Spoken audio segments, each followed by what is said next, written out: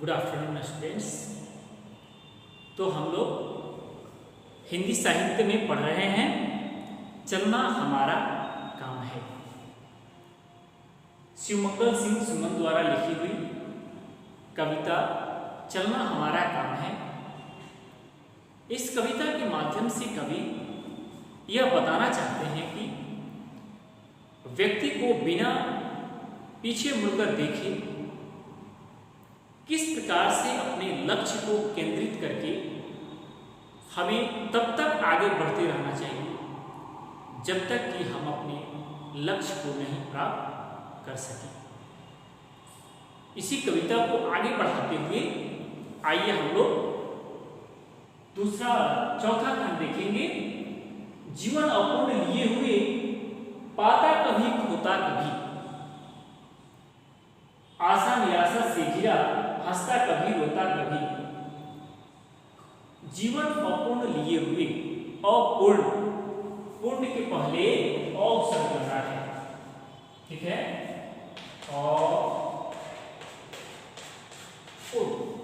पूर्ण का मतलब होता है पूरा, कंप्लीट। अ शब्द लगा है, इनकम्प्लीट, अधूरा या अपूर्ण। तो कहने का तात्पर्य है कि जीवन अपूर्ण लिए हुए कोई भी इंसान इस धरती पर पूर्ण नहीं है। सब कोई अपूर्ण है, यानी परिपूर्ण कोई नहीं है। हर व्यक्ति में कोई ना कोई कमियां जरूर होती है। कोई कितना भी बड़ा आदमी होता है, कितना भी महान व्यक्ति होता है, कितना भी विद्वान होता है, लेकिन हो सकता है कि कोई एक ना एक गलती हो सकता है नहीं बल्कि है ही, होता ही। इसलिए कभी यहाँ पे कह रहे हैं कि जीवन अपूर्ण लिए हुए, हम जीवन में अपूर्ण हैं, तो हमें इस बात की परवाह नहीं करनी चाहिए, अपने आप को हीन भावना नहीं रखनी चाहिए कि मैं बहुत छोटा हूँ, दबपन की भावना नहीं होनी चाहिए, मुझे कुछ नहीं आता है, मैं कुछ नहीं कर सकता हूँ, ऐसी भावना कभी नहीं रखनी चाहिए। क्योंकि हर व्यक्ति अपने आप में एक यूनिक होता है, अद्वितीय होता है, विचित्र होता है। पाता कभी खोता कभी, तो कभी कभी हम मेहनत करते हैं, सफलता मिल जाता है, सफलता पर गर्व करते हैं, फिर आगे बढ़ते हैं, और कभी कभी हमें दुखद समाचार भी सुनने को मिल जाता है, यानी कभी कभी हम असफल भी हो जाते हैं।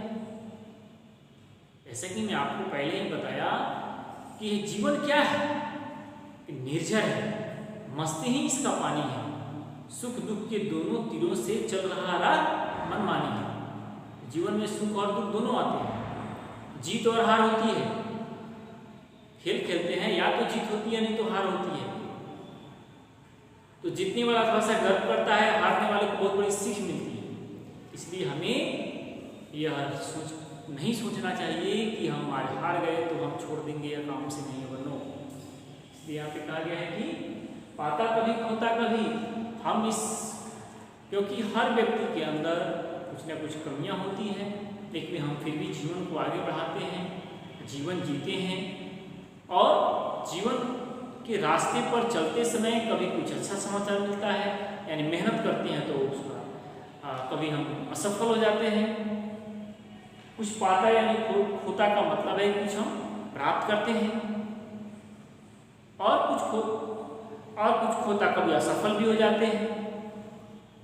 आशा निराशा से घिरा, और तब क्या होता है कि जब सफल होते हैं तो हमें बहुत खुशी होती है, गर्व करते हैं, और असफलता पर हम निराश हो जाते हैं, ठीक है। तो थोड़ी बहुत निराशा तो स्वाभाविक है, लेकिन बहुत ज्यादा नहीं, तो वह हानि के सिवा आपको फायदा नहीं करती है। इसलिए उसको भूल करके हमें अपने लक्ष्य पर ध्यान केंद्रित करना चाहिए। हंसता कभी रोता कभी, तो इस जीवन के पथ पर कभी हंसते हैं कभी रोते हैं, है ना, कभी खुशी कभी गम। इस जीवन में कभी खुशी है तो कभी गम है, ठीक है। इसलिए कहाँ पे कह रहे हैं, कभी जीवन अपूर्ण लिए हुए, पाता कभी खोता कभी, आशा निराशा से घिरा, हंसता कभी रोता कभी। तो इसके माध्यम से कवि कहना चाहते हैं कि हमारा जीवन अपूर्ण है, कोई भी व्यक्ति इस परिपूर्ण नहीं होता है, सबके अंदर कुछ न कुछ खामियां होती है, लेकिन हमें अपने लक्ष्य पर ध्यान देना चाहिए और आगे बढ़ना चाहिए। लक्ष्य को केंद्रित करके जो व्यक्ति आगे बढ़ता है वही सफल होता है। हो सकता है कि कभी असफल हो जाता है, लेकिन फिर प्रयास करने पर वह क्या हो जाता है, सफल हो जाता है। तो इस जीवन में हम असफलता पर निराश हो जाते हैं और सफलता पर हम गर्व करते हैं, हंसते हैं, मुस्कुराते हैं। और यही है कि हंसता कभी रोता कभी। तो हम जीवन में हम कभी दुख भी आता है तो कभी उस पर आंसू भी बहाते हैं, कभी हम मायूस भी हो जाते हैं, तो हम कभी अपनी अच्छाइयों पर, सफलता पर हंसते हैं। गतिमति न हो और इसका ध्यान आठों याम है। ठीक है, गतिमति न हो और कहने का तात्पर्य है कि मति का मतलब होता है कि बुद्धि। ठीक है, मति यानी बुद्धि। तो गतिमति न हो और का मतलब होता है कि रुकना, ठहराव।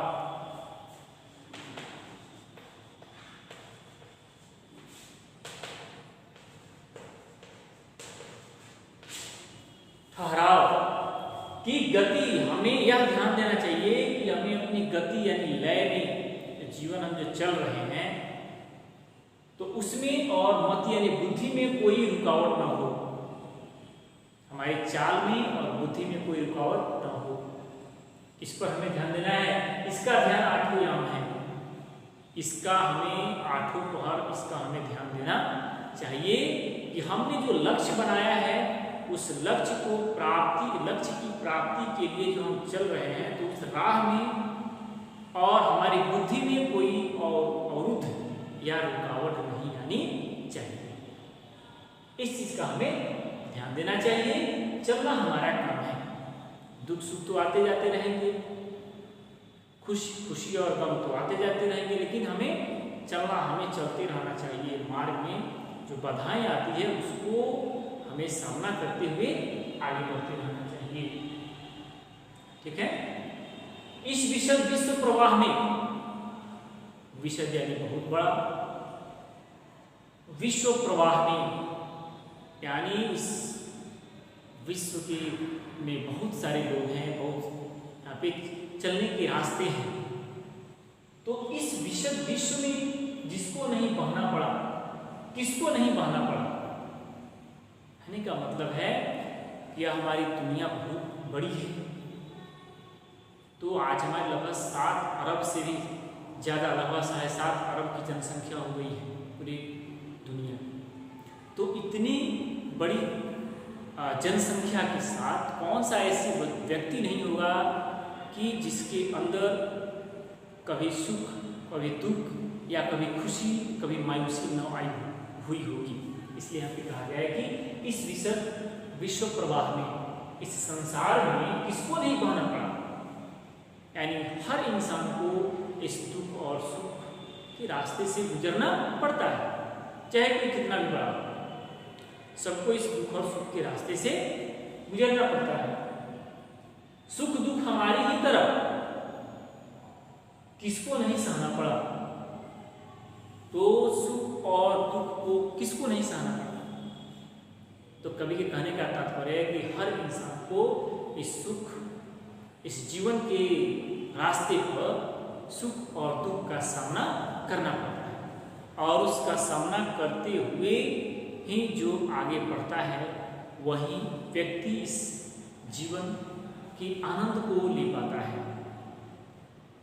वही व्यक्ति इस जीवन को ढंग से जीता है। इसलिए कहा गया कि इस विश्व प्रवाह में किसको नहीं बहना पड़ा, सुख दुख हमारी ही तरफ किसको नहीं सहना पड़ा। आप किसी भी व्यक्ति से जाके आप पूछिए तो कोई व्यक्ति ऐसा नहीं कहेगा कि हाँ मैं एकदम परिपूर्ण हूँ, मेरे पास किसी की कमी नहीं है। हो सकता है कि आपको 100 में कहीं एक व्यक्ति मिल जाए जो ऐसा कह सके कि मेरे पास सब कुछ है, मेरे पास किसी भी वस्तु की कमी नहीं है, लेकिन चाहे कितना भी धन कोई भरा पड़ा हो तो सब व्यक्ति अपना दुख ही रोते हैं। कोई सुख से रोते हैं, कोई दुख से रोते हैं। तो इस कहा गया है यहाँ पे इस विश्व में इसको नहीं पाना पड़ा। इस विश्व में हर व्यक्ति को दुख और सुख के रास्ते से गुजरना पड़ता है, और सुख दुख की तरफ किसको नहीं सहना पड़ा, किसको नहीं, सुख दुख हमारी ही तरह किसको नहीं सहना पड़ा। हम यह नहीं समझना चाहिए केवल हमें ही दुख है या सुख है, सबके अंदर होता है। अगर कोई व्यक्ति किसी कारण से मायूस है तो वह भी दुखी ही है, तो वह सबके अंदर ही होता है, हर व्यक्ति के अंदर है। फिर व्यर्थ क्यों कहता फिरूं मुझ पर विधाता वाम है। तो मैं क्यों ऐसा कहूं कि फिर व्यर्थ बिना मतलब का क्यों कहता फिरूं, कि मैं दूसरों से क्यों कहूं कि विधाता, मुझ पर विधाता वाम है। विधाता यानी ईश्वर, वाम का मतलब होता है कि टेढ़ा, ठीक है, विरुद्ध। यहाँ पे है कि विरुद्ध। कुछ ऐसे लोग होते हैं ये अपने मन की दुख को, या मतलब हमेशा वो अपने दुख को दूसरों से बताते रहते हैं, जबकि ऐसा भी ठीक नहीं है ना। तो जैसा कि कबीरदास ने लिखा भी है कि रहीमन मन निज मन की व्यथा मन ही राखो गोय, सुनी अठी ले हैं लोग सब आप बांटी ना ले हैं कोई। यानी हम अपने मन की अगर बातों को, दुख को, कष्ट को अगर दूसरों से बताते हैं तो कुछ ऐसे लोग होते हैं जो उसकी खिल्लियाँ उड़ाते हैं, उसका मजाक उड़ाते हैं। बांटेंगे नहीं बल्कि उसका मजाक उड़ाएंगे, खिल्ली उड़ाएंगे। तो इसलिए यहाँ पे कहे कि फिर व्यर्थ क्यों कहता फिर मुझ पर विधाता वाम है। तुझे सबके पास परेशानी है, दुख सुख सबके साथ है, तो फिर मैं क्यों कहूँ कि विधाता यानी ईश्वर जो है हमारे विरुद्ध है। नहीं, ईश्वर हमारे विरुद्ध नहीं है। ईश्वर सबके साथ है, सबके दुख और सुख को देखता है। ईश्वर सबके साथ है, जरूरत पड़ने पर ईश्वर सबको बचाता भी है। तो चलना हमारा काम है, इस कर्म पथ पर, जीवन के रास्ते पर अच्छा कर्म करते हुए हमारा काम है। ठीक है, तो मैं आशा करता हूं कि आप इसको समझ चुके होंगे। फिर इसका 2 खंड और बाकी है, फिर हम लोग अगले वीडियो में इसको हम लोग देखेंगे। तब तक के लिए धन्यवाद। God bless you.